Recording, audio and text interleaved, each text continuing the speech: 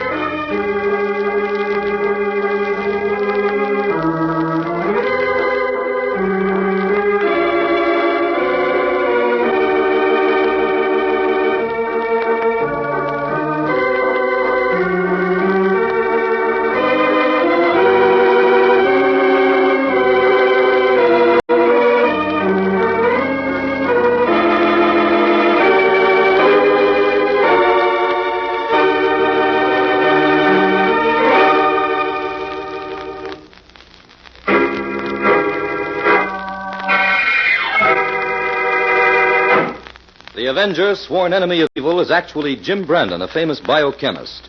Through his numerous scientific experiments, Brandon has perfected two inventions to aid him in his crusade against crime as the Avenger. The telepathic indicator by which he is able to pick up thought flashes, and the secret diffusion capsule, which cloaks him in the black light of invisibility. Brandon's assistant, the beautiful Fern Collier, is the only one who shares his secrets and knows that he is the man the underworld fears as the Avenger. And now,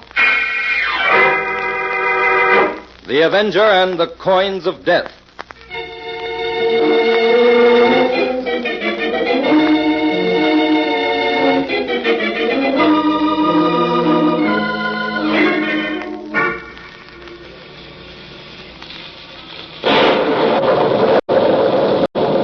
Madam Janina? Yes? Come into tent, out of range. Oh, thank you. You come to Janina, the queen of the gypsies, to have your future foretold. Is that not so? Yes, my name is Caspar Hobson. A friend of mine recommended you. Sit there, across the table, in the lamplight. I would see your face. Oh, yes, of course. Now, cross this old gypsy's palm with silver, and she will call upon the spirits of all Romany to reveal your future to Janina. The silver, yes. I have a coin for you here. A rare old silver coin. Here, take it. No! No! I curse upon you! Got you! What is it? What's the matter? Oh, this silver is accursed. You are doomed. What are you talking about? A curse upon you. Got you! Go away! Go away! You have no future. Listen here, I have a right to know what you're raving about. Go away! Gadjo, get out! Valdo! Come quick! Drive this cursed one from the gypsy camp. All right, I'll go. But this sort of thing is outrageous. Should be reported to the police. Go, Gadjo, go. The mark of death is upon you. You have no future. Out of my sight, Gadjo. Go, you have no future.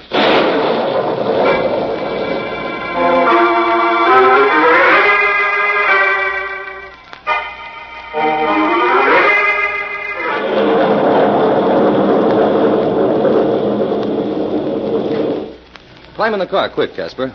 You're dripping wet. Yes, thanks, Tom. Let's get out of here. Casper, you're shaking like a leaf. What's the matter? Start driving, I'll tell you. Now, what is it? Well, that old hag of a gypsy woman. She drove me out. You mean she wouldn't tell your fortune? That's right, Tom. She shrieked at me like a madwoman. Told me I have no future. Oh, that's nothing to get so upset about, Casper. Probably her stock way of getting rid of customers after she gets her money. Yeah, that's what I would have thought, too. Except she didn't take my money. She didn't take your money? No, she threw it away from her as though it had a plague on it. Then she started shouting that I had no future. Oh, don't take it so seriously, Casper. All this fortune-telling is a bunk anyway. I'm surprised you ever bothered driving out here over this muddy country road in this weather. Well, business worries can drive a man to any extreme, Tom, and I am worried. Now, look, Casper, you're on the very threshold of $1 million. Why, that C3M you've invented will revolutionize the whole That's industry. just the trouble. It'll drive hundreds of established companies out of business and make a legion of enemies for me. Be careful, Tom. Tom, you almost went off the road there. The cliff drops sheer all along here. Yeah, it's raining so hard I can hardly see. This muddy road's as slippery as glass. Well, take it easy. My nerves are bad enough as it is. Ah, good dinner will fix you up, Casper. We're coming to the summit of the hill now. It won't be so bad from there on in. Yeah. Gee, look at that rain. Yeah. Hey, Tom, we've got a flat. Steady the car. I can't. We're skidding. The brakes won't hold. We're going over the cliff. Jump, Tom, jump!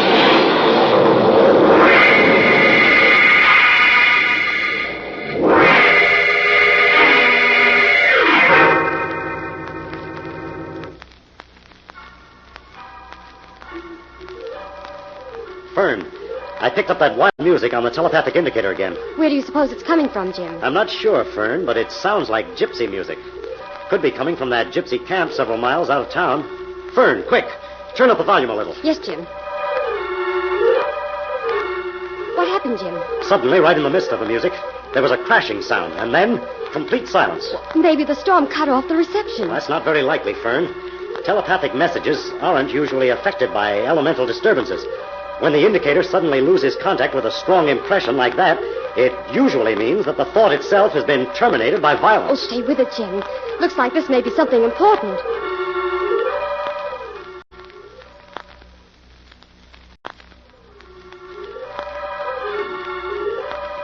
Were you able to pick up anything more, Jim? No, not a thing, Fern. Oh, that must be Inspector White, Jim. Remember, we invited him to dinner. Oh, yes. Turn off the indicator, Fern. Yeah. I'll let the inspector in. Right, Jim. Oh, just when I finish up all the reports on one case, something else turns up. Evening, Fern. Oh, hello, Inspector. We'll be ready to go as soon as I file these reports. Is it still raining? Well, it's beginning to let up a little now. Some storm, though. Anything new at headquarters, Inspector? Not a thing, Jim. Had a nice, quiet, routine day for a change. Now, I'll get it, Fern. Hello? Oh, yes. Yes, the inspector just came in. Just a minute, please. It's for you, Inspector. Oh, what's up now? Hello, Inspector White speaking. What? Holy smoke, it would have to happen way out there. Okay, yeah, I'll go right away. What's the trouble, Inspector? A car went over the cliff out near Marsden. An accident. But I've got to get out there and make a report. Oh, we'll go with you, Inspector. We can have dinner when we get back. Yes, this may be the very thing I picked up on the indicator a while ago. Now, listen, Jim. You can come along if you want to. But don't try any of your hunches. This is an accident.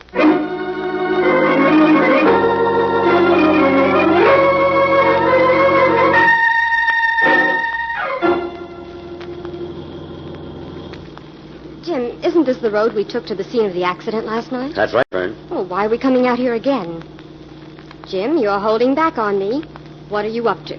Well, I did a little checking when I got home last night, Fern, and discovered that this Hobson accident was the second to occur at that same spot within a few months. Oh, in other words, you're suspicious? Yes. But this is a very dangerous piece of road, Jim, and in wet weather I can easily see how a car might skid over the side. Yes, but what was that car doing out here last night? This is really a private road, and no one in his right mind would drive over it in a storm if there were any other way of reaching his destination. Well, this is all farmland around here. Here's the spot where the car went over the cliff. I want to take a look around. Come on, Fern. What are you looking for, Jim? The tires on that car were badly ripped. I wonder if that happened before the car went over or when it crashed. Well, let's see if we can find anything. The rain seems to have done a good job of covering up all traces of the skidding. The mud's too deep to do much walking around here. Yeah. They might as well drive on, Fern. There's not a trace of a clue here.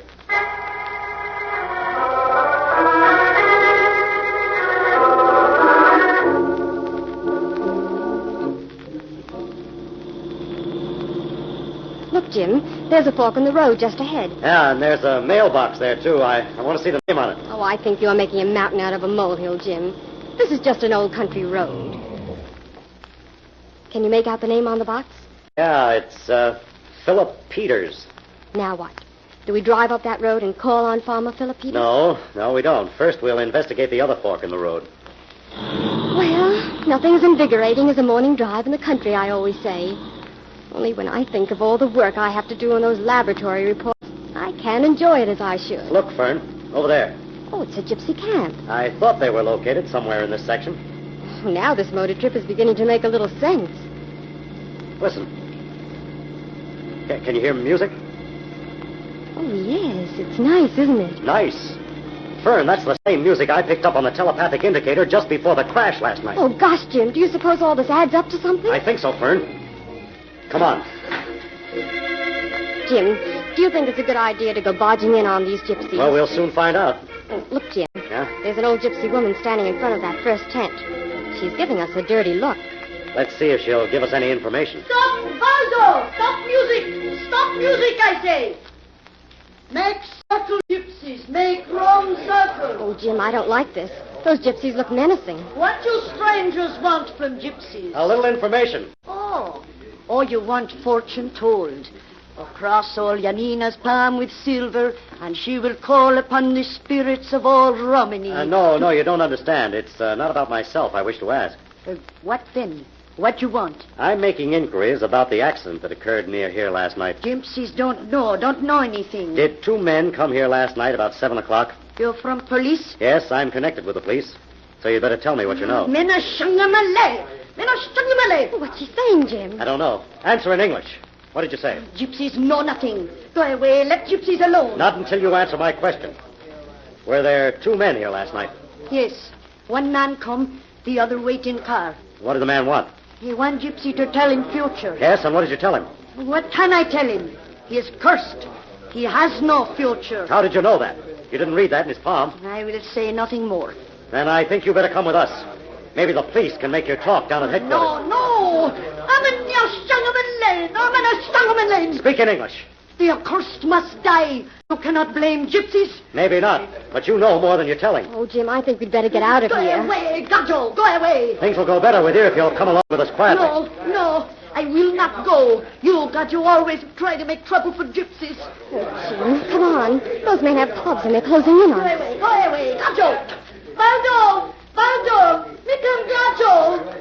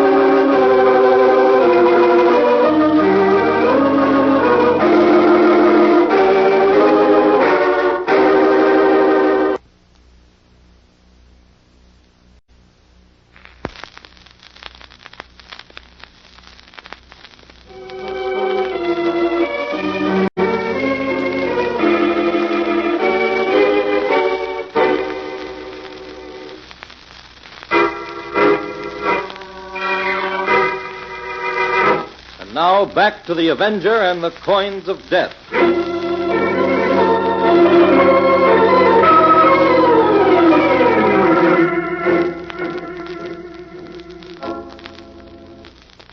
Jim, this case is beginning to look sinister. Don't you worry your pretty head, Fern. Things are beginning to shape up fairly well now. Jim, just how much stock do you put in the weird story that old gypsy woman told them down at headquarters? Well, that's hard to say, Fern. Yanina was wild with anger because we sent Inspector White's men out there to bring her in. She might have told a few lies just to get even. That's why I'm going to investigate everything she said. She claimed that Philip Peters, who owns the land where the gypsy camp is located, gave them permission to stay there as long as they wished it, didn't she? Yes, and now that either means that Mr. Peters is a very generous man, or that he had some reason for wanting the gypsies to stay there. Oh, I don't trust those gypsies, Jim. All the facts in the case seem to hinge around them. Yes, Yanina admits that Richfield, the first victim, came to her camp the night he went over the cliff 3 months ago. She told him he had no future, and no one ever saw him alive again. Then she told Hobson the same thing, and he went over the cliff. Well, we can be sure she's holding something back, Jim.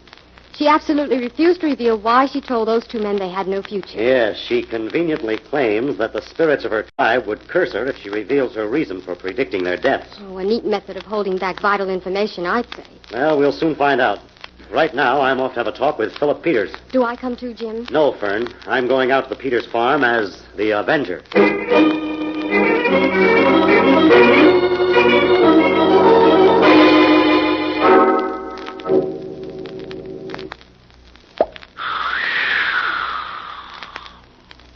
What's that? Who's in this barn? It's the Avenger, Peters. The Avenger? Where are you? I can't see you. No, but you can hear me, Peters. Well, what do you want? I haven't done anything. I thought the Avenger only fought criminals. I haven't committed any crime. Are you quite sure of that, Peters? There's evidence against you. Well, you can't frighten me, Avenger. I'm an honest farmer, and my conscience is clear. Then you shouldn't mind answering some questions, if they'll help solve a murder. Well, what are you getting at? Just this. Why did you give that tribe of gypsies permission to live rent-free on your land? Well, I didn't. Well, I mean, that is, What do you mean, Peters? If you didn't want them to stay, you could have driven them off. This is your land, isn't it? Yes, that is, in a way. Start making sense, Peters, or I'm not going to believe you're as innocent as you claim to be. Well, all right. I was warned never to tell this. But I didn't count on getting mixed up in anything crooked. Do you own the land, or don't you? Oh, no, I don't own it. The property's in my name, and I run this farm. But somebody else really owns the place. Who owns it, Peters? Well, Dr. Milet, who lives at 7 Willows. He's the owner. But he doesn't want anybody to know it. He said I could live here rent-free as long as I pretended the place was mine. Was it Dr. Milet's idea to let the gypsies stay here? Yes, that was part of the bargain.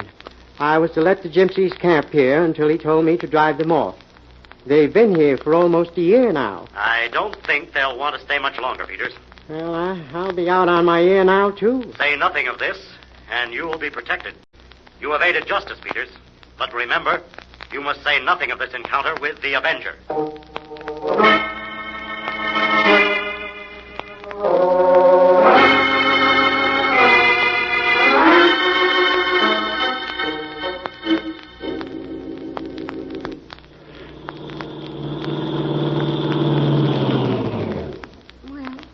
There's 7 Willows just ahead. I think this must be the lane Jim meant for me to meet him. Oh, I thought he'd be here waiting. I hope nothing's happened. Oh, there he is. Jim, over here. Hello, Fern. You're punctual to the minute. Oh, get in the car, Jim, and tell me what's been happening. What in the world were you doing up at 7 Willows? I thought you were going to see Peters. I went to Peters first and then came here to get a line on Dr. Milet. Dr. Milet? Who's he? He's a mind analyst who specializes in silent thought as a nerve treatment for wealthy clients. Well, how does he fit into the picture? Did you question him? No, I went into 7 Willows merely to observe and listen. No one saw me. Did you find out anything, Jim? Plenty, I think. Dr. Milet was interviewing a young lady by the name of Helen Dresden. When she asked him for advice about her future, he suggested that she visit the gypsies. Ah, this is beginning to add up to something at last. Yeah, we'll have to work fast, Fern. It's starting to rain. Well, what do we do, Jim? First, we'll intercept Miss Dresden as she drives past here. I'll block the road with our car, and she'll have to stop. There. We better get out of the car, Fern. All right. Oh, here she comes now. What's the matter? Is your car stalled? No, we want to speak to you for a moment. What is this? Listen, if you... Oh, please don't be frightened, Miss Dresden. This is Jim Brandon of the police department. Oh. Well, what do you want? Miss Dresden, I have reason to believe your life is in danger. Well, that's a perfectly silly idea. Oh, no, it isn't, Miss Dresden. Several deaths have already occurred, and Mr. Brandon thinks you are the next on line. You're headed for the gypsy camp, aren't you, Miss Dresden? That's right. If you wish to save your life, you'll let Miss Collier go in your place. But why? You'll have to trust us, Miss Dresden. Well, what do you want me to do? You take my car and go directly to police headquarters. We'll borrow your car and go to the gypsy camp. All right. I don't get this, but if you're from the police, I suppose you know what you're doing. Oh, and one other thing, Miss Dresden. What instructions did Dr. Milet give you? Why, none in particular. He told me the gypsy woman, Janina, was clever at foretelling the future. Yeah? To go over there and, oh, yes, he told me to give her this old silver coin. Let me see that coin. Here. Look at this, Fern. What is it, Jim? Oh, I've never seen a silver piece like that. No, Fern. This is Dr. Milet's coin of death.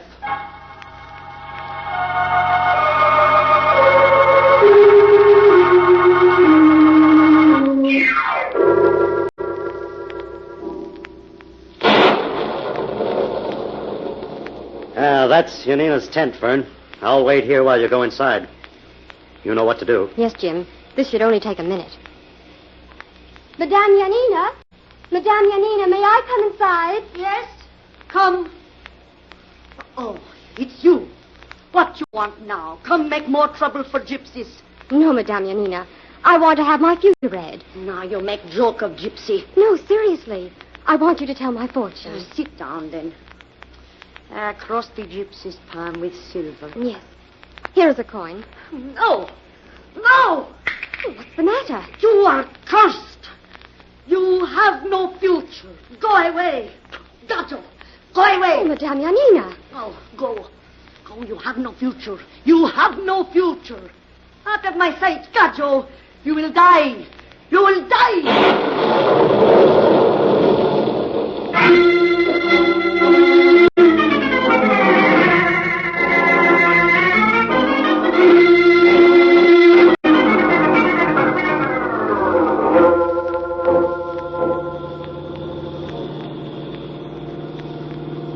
Now, Fern, are you sure you understand exactly what to do? Yes, Jim.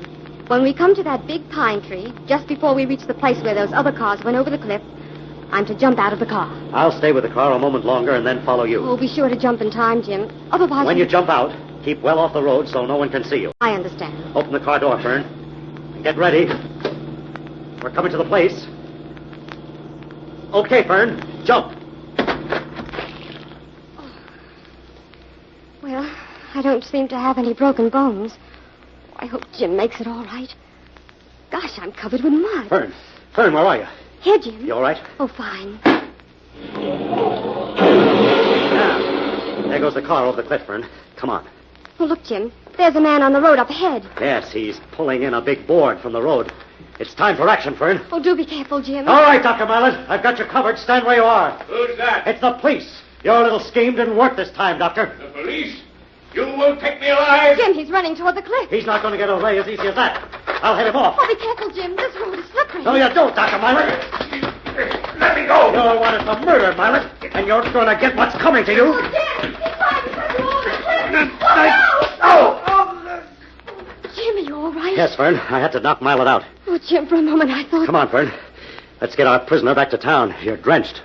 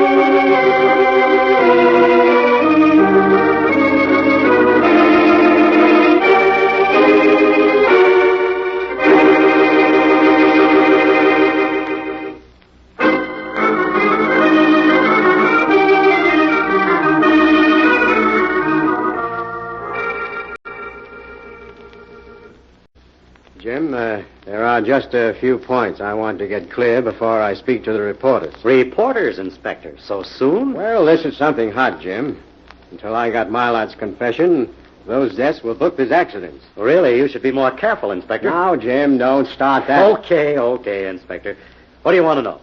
Well, Milat confessed that he was paid by a big businessman to get rid of Ridgefield and Hobson, because both of them were about to patent a new process that would have ruined their competitors.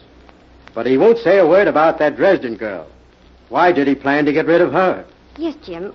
I don't understand that either. Helen Dresden was to inherit a fortune on her 25th birthday, which falls next week. Now, Miss Dresden didn't know this, but one of her cousins did, and paid Dr. Milat to get rid of Helen so the fortune would be divided among the remaining relatives. But, Jim, all this doesn't explain what part the gypsies played in the affair. The gypsies were the mysterious angle in the case, Fern. Actually, though, they had nothing to do with the murders. They didn't? No. Dr. Milat had the gypsies on that land in order to have an excuse to send his victims out on that deserted road. And while his victim visited the gypsy, Milat laid his trap. You see, he placed a big plank with long spikes in it across the road, just at the summit of the cliff. And he covered the whole thing with mud so it couldn't be seen. Now, the road was very narrow there at the summit, and when the tires blew out, the car skidded enough to send it right over the cliff.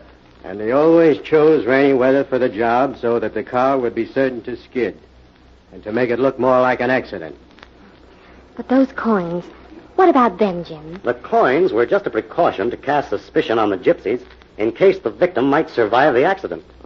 But why did the old gypsy go wild at the very sight of those coins and tell everyone who offered them to her that he had no future? Because, Fern, those coins were exact copies of the silver Judas accepted for the betrayal. All gypsies have been taught to hate them and to believe that all who possess them are doomed. Well, I think I owe Yanina an apology. Her predictions proved true in this case, anyway. Those really were coins of death.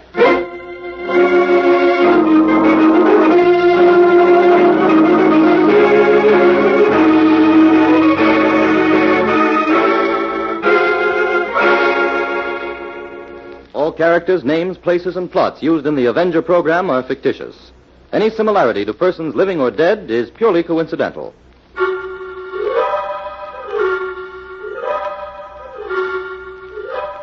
This is a thought, a thought, a thought. Remember, listen for another adventure of The Avenger.